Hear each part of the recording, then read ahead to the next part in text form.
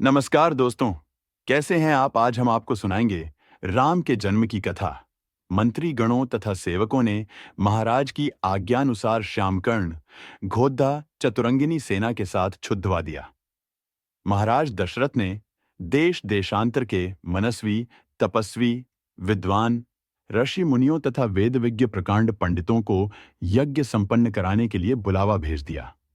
निश्चित समय आने पर समस्त अभ्यागतों के साथ महाराज दशरथ अपने गुरु वशिष्ठ जी तथा अपने परम मित्र अंग देश के अधिपति लोभपाद के जामता रंग ऋषि को लेकर यज्ञ मंडप में पधारे। इस प्रकार महान यज्ञ का विधिवत शुभारंभ किया गया। संपूर्ण वातावरण वेदों की रचाओं के उच्च स्वर में पाठ से गूंजने तथा समिधा की सुगंध से महकने लगा।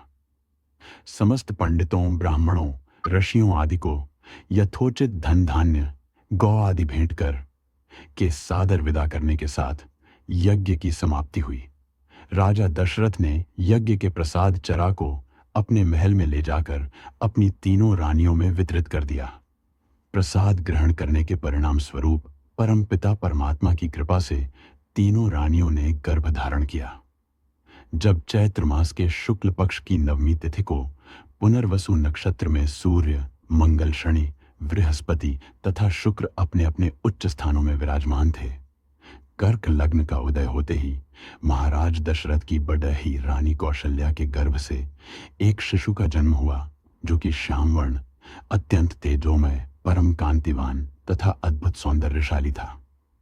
उस शिशु को देखने वाले ठगे से रह जाते थे।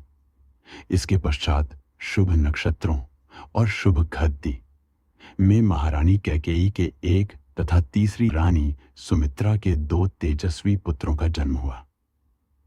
संपूर्ण राज्य में आनंद मनाया जाने लगा। महाराज के 4 पुत्रों के जन्म के उल्लास में गंधर्व गान करने लगे और अप्सराएं नृत्य करने लगीं। देवता अपने विमानों में बैठकर पुष्प वर्षा करने लगे। महाराज ने उन्मुक्त हस्त से राजद्वार पर आए हुए भाट, चारण तथा आशीर्वाद देने वाले ब्राह्मणों और याचकों को दान दक्षिणा दी। पुरस्कार में प्रजाजनों को धन धान्य तथा दरबारियों को रत्न, आभूषण तथा उपाधियां प्रदान किया गया। चारों पुत्रों का नामकरण संस्कार महर्षि वशिष्ठ के द्वारा कराया गया तथा उनके नाम रामचंद्र, भरत, लक्ष्मण और शत्रुघ्न रखे गए। आयु बढ़ने के साथ ही साथ रामचंद्र गुणों में भी अपने भाइयों से आगे बढ़ने तथा प्रजा में अत्यंत लोकप्रिय होने लगे। उनमें अत्यंत विलक्षण प्रतिभा थी, जिसके परिणाम स्वरूप अल्पकाल में ही वे समस्त विषयों में पारंगत हो गए। उन्हें सभी प्रकार के अस्त्र शस्त्रों को चलाने तथा हाथी, घोड़े एवं सभी प्रकार के वाहनों की सवारी में उन्हें असाधारण निपुणता प्राप्त हो गई। वे निरंतर माता पिता और गुरुजनों की सेवा में लगे रहते थे। उनका अनुसरण शेष 3 भाई भी करते थे। गुरुजनों के प्रति जितनी श्रद्धा भक्ति इन चारों भाइयों में थी, उतना ही उनमें परस्पर प्रेम और सौहार्द भी था। महाराज दशरथ का हृदय अपने चारों पुत्रों को देखकर गर्व और आनंद से भर उठता था।